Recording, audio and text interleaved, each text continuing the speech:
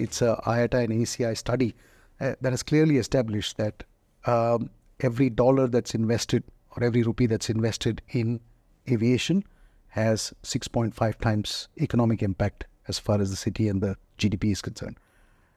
From a job perspective, it's a huge multiplier because it creates direct, indirect and induced impact on the employment ecosystem. Before the hub creation, we got National Council of Applied Economic Research, NCAR, to do a assessment of the economic impact created by Bengaluru Airport since it got established in 2008. Okay. But we looked at it from a particular slice in time, which is 2019. We did the study in 2019. The economic impact, and when you look at economic impact, we speak of direct, indirect and induced impact. All this put together from an economic gross value added point of view, the gross value added by Bengaluru Airport is close to $9.5 billion US. This is cumulative? No, that year. That year, 1 year. Which is about 5% of Karnataka's GDP. Wow. So that's a significant contribution.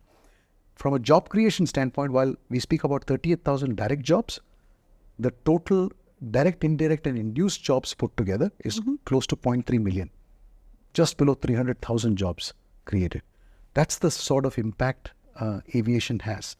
And as this grows into hub creation and becoming a global aviation hub, more and more investments come in. What Tatas have said is that their investment in Bangalore is likely to be about 2,300 crores in establishing this hub and the kind of facilities they're setting up in MRO and things like that.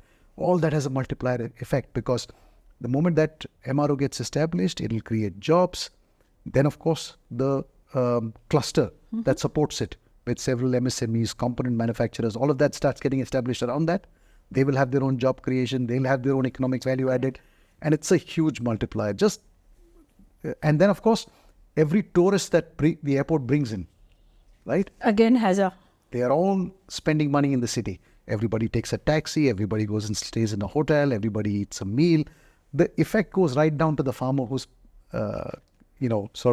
cultivating and producing stuff that's getting consumed ultimately on the plate of that.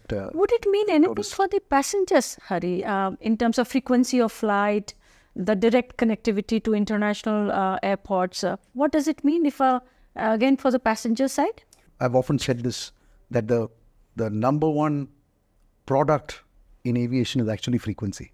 Yeah, absolutely. How seamlessly and easily can you get connected? And there is no better enabler of trade or commerce than connectivity. That's what this will do. It'll enable people to move from one place to the other seamlessly. It'll enable goods.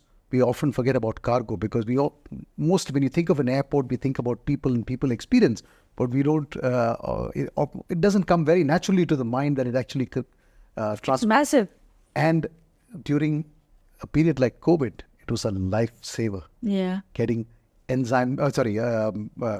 vaccines from one part of the country to the other seamlessly. It was enabled only by aviation, right? So I think we often forget the cargo part, but connecting people, connecting goods, it's the fundamental, that's really the basis of commerce and trade, on the basis of which the wheels of the economy move. For stories like this, keep following us.